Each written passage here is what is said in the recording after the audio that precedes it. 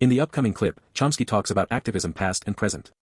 Chomsky believes that activism is a moral imperative in the face of injustice and suffering. He argues that individuals have a responsibility to use their voice and challenge power structures that perpetuate these issues. He emphasizes the importance of grassroots movements driven by ordinary people. He believes these movements have the potential to be more effective and sustainable than top-down approaches. Hopefully, this channel can serve as a community for such activism and solidarity.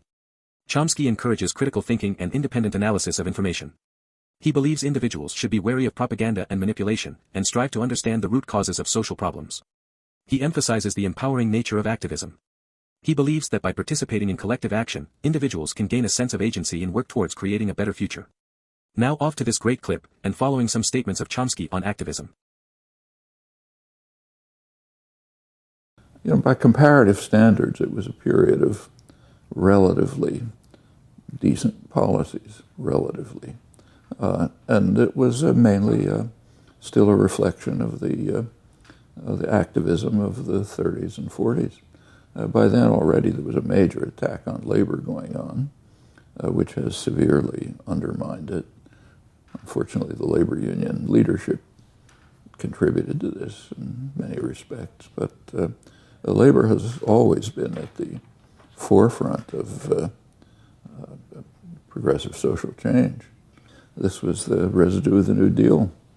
The New Deal kind of reflected, labor, to a large extent, labor militancy, which did bring in, pretty progressive policies. I mean, not perfect. I think a lot can be a lot better than that.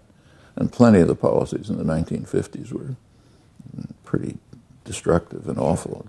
But a lot of the kind of regression, and it's serious, is a reflection of the virtual destruction of the labor organizations. Look, this has been a business-run society to an unusual extent by comparative standards for a long time. And there's a very class-conscious business class which is always fighting a bitter class war. And right away after the Second World War, they organized massive campaigns to drive back the progressive legislation of the 1930s and have been slowly succeeding. Well, a lot of things have changed. First, it's a very atomized society. If you count the number of activists in Boston, there's a fairly large number, but they're separated from one another. There are things going on in downtown Boston which are quite interesting, which I never heard of until I happened to go down there, was invited to give a talk. And the atomization of the society has affected activism. So people are working on usually specific issue-oriented matters and not collaborating and cooperating with others. One thing the labor movement did was bring people together. And that's not so easy, especially when there's tremendous pressures to separate and isolate people. That's what the whole consumerist mania is about, which has huge pressures and money behind it. They're trying to drive people to individual consumption and not cooperation. Say mass transportation, which I mentioned before, is a case in point. The market does not permit mass transportation as an option. Markets, by their nature, restrict choices. They restrict choices to individual self-gratification. Like if I want to go home tonight, a market offers me a choice between a Ford and a Toyota, but it doesn't offer me a choice between a car and a subway. That requires collective action, collective, popular, democratic action, which is markets are inherently opposed to.